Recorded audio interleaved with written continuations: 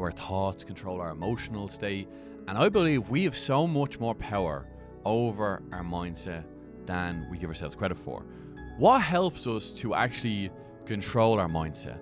It comes down to self-awareness. If we are not aware of the thoughts that are circling around in our head on an ongoing daily basis, we will never have full control over how we think, how we feel, and the life that we will go on to live. Okay?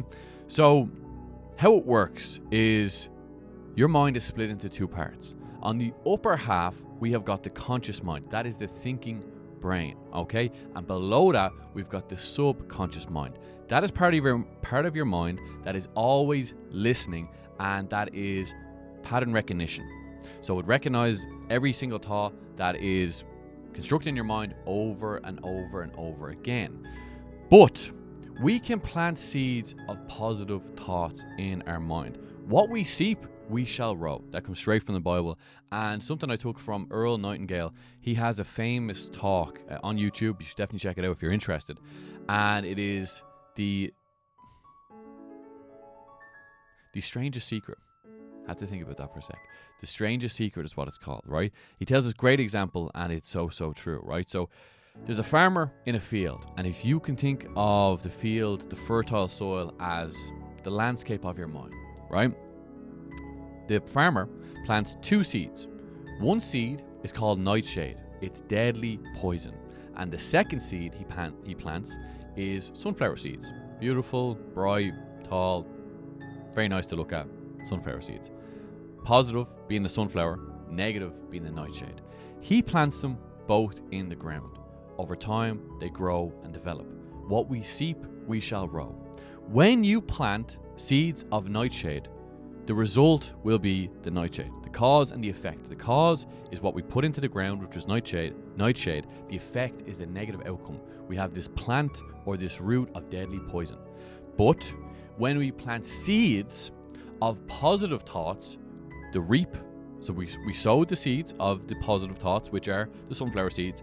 They reap into the tall, beautiful sunflower plants that, go on and just brighten up our lives, right? That is like your mind. That is your mind, right?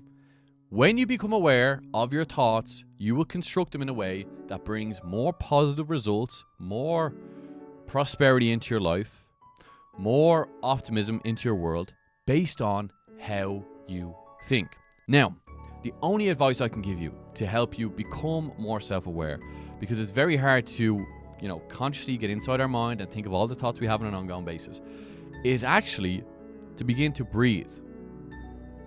You're probably like, what is he talking about? What are you talking about? I'm talking about just getting connected with yourself. The breath, as described by Patrick McKeown, right? He is the author of The Oxygen Advantage. I had the pleasure of meeting him before, and I'll never forget this definition. And he said the breath is the greatest self-regulator that we have. We regulate not just our nervous system, but our whole system, our mind as well, okay? What I advise people to do is to begin to, bit by bit, begin to get consciously aware of your breath. What's helped me has been meditation and starting really small, anywhere between 2 to 3 minutes once a week. Build up the habit over time. But I'm telling you right now, if you want to have a more positive, optimistic, and prosperous outlook on life, you've got to begin to become self-aware through getting connected with your breath, and from there, becoming consciously aware of your thoughts, and from there, planting seeds of positive thoughts in your mind to help you reap the outcome of positive results in your life. And if you want any more help or information on this, please drop me a message or DM me the word masculine if you're interested in some masculine coaching, if you feel like you're ready. And I look forward to hearing from you soon. All the best. Boom.